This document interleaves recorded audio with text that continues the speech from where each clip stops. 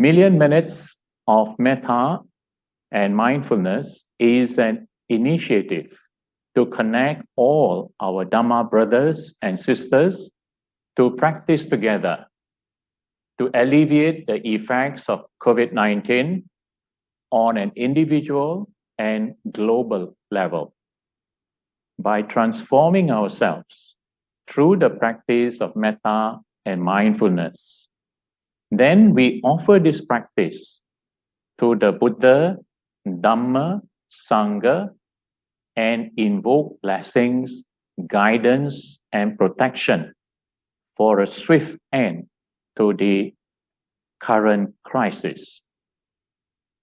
The practice of metta and mindfulness in your daily activities will bring about a positive transformation within yourselves by reducing the tendencies of greed, hatred, and delusion, which are the root causes of all fear, worry, anxiety, and all the stress and tension in your life. This will enable you to face the challenges of our time.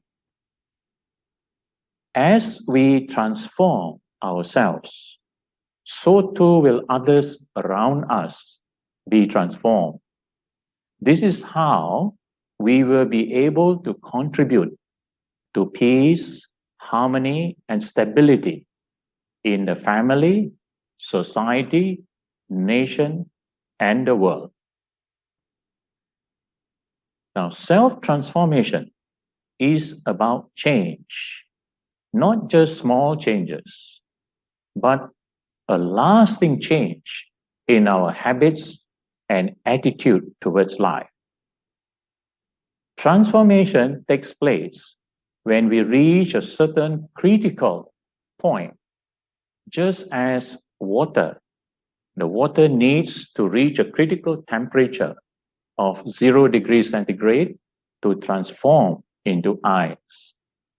So in the same manner, for transformation to take place within ourselves, we need to build up our practice in order to reach a critical point. For transformation on a global level, we need your participation in order to reach a critical mass in collective consciousness. This will bring about a swift and a positive change to the critical situation that we are facing with the COVID-19. It will usher in the new normal of peace, harmony, and stability for all. So please encourage your family members, relatives, and friends to join in this global initiative. The Million Minutes of Metta and Mindfulness is not just about accumulating minutes.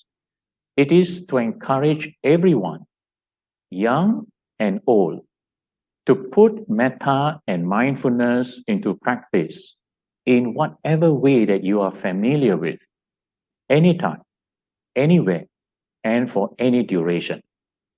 There is no target to achieve million minutes of metta and mindfulness within a certain time limit. It will be an ongoing until the current crisis is over.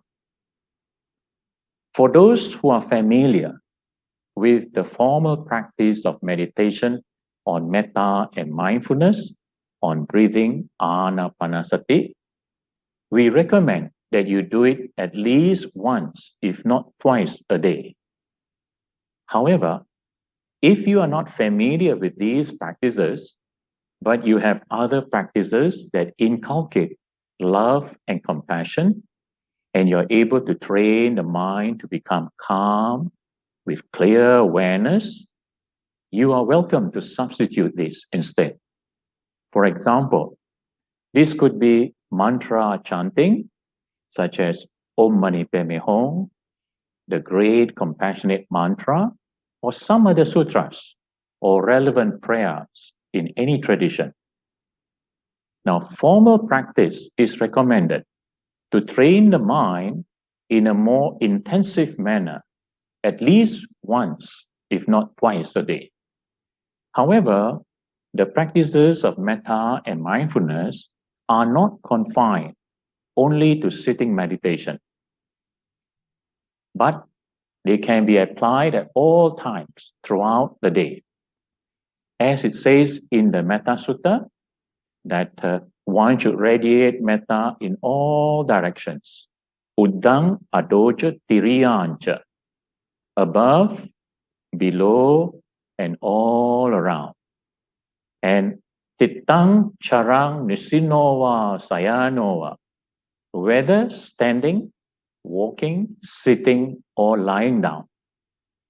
So in a similar manner, mindfulness is to be practiced in all the four postures and with clear comprehension of all bodily activities, without grasping or having aversion towards any of the four foundations of mindfulness, namely mindfulness body, feelings, mind, and the Dhamma. So in this way, whatever activities that you do, if you can remember to have loving kindness and compassion, and to do it with greater awareness and clarity, you will be cultivating metta and mindfulness. Now, at any time, if anger or aversion arises towards any person or any phenomena, whether at home, at work, at school, or at university, try to be aware of it and apply the antidote by noting metta, metta, and remind yourself, be free from anger, be well and happy. Then keep a smile in your heart. Whenever craving or desire arises, try to become aware of it and remind yourself, noting, just note, be mindful. Take a deep breath and let go of the thought that has arisen. And then you return your attention to whatever that you are doing. In order to build up your practice, you may like to set aside a certain hour in the day when you are less busy, when you can slow down your activity and really pay attention to performing your activities with greater mindfulness and metta. Once you are able to do this for 1 hour a day, then the next week you can try to increase to 2 hours a day and so on. Now, those of you who have developed faith and confidence in the Buddha, Dhamma, Sangha, and you should mentally recite Namo Buddhaya, Namo Dhammaya, Namo Sanghaya, and constantly remind yourself throughout the day. This is how you go for refuge in the Buddha, Dhamma, Sangha. Or if you practice mantra recitation, then you should use the mantra to remind yourself and to connect yourself with the Buddha, Dhamma, and Sangha. Now, at the end of the day, take note of the number of minutes that you were able to spend with the practice of metta and mindfulness, and offer your practice to the Buddha, Dhamma, Sangha. Then seek forgiveness for any shortcomings or laziness. And then you perform the sharing and dedication of merits and make your aspiration. And then determine to keep improving your practice day by day. That is how you should look forward to practice the Dhamma with joy. Dhammo have rakati dhammachari. The Dhamma protects those who live in accordance with the Dharma. And what is this Dhamma that we are referring to? It is about avoiding evil, doing good, and purifying one's own mind. What the Buddha said, Sabba papasa akarana, kusalasa upasampada, sachitta pariyo dapana, etang buddhana sasana. Avoid all evil, do good, and purify one's own mind. This is the teachings of all Buddhas. Now, avoiding evil and doing good refer to the effort that we should make to overcome our habitual tendencies of greed, hatred, and delusion, and to cultivate generosity, loving kindness, and wisdom.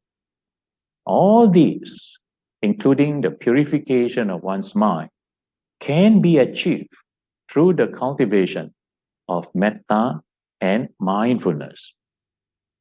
Now, this is why we wish to encourage you all to accumulate your minutes of metta and mindfulness. We hope you will participate and also encourage others to do so. A global tally of your minutes of practice will be recorded, and we welcome you all to submit your metta and mindfulness minutes via the website mettaaroundtheworld.org. Yeah?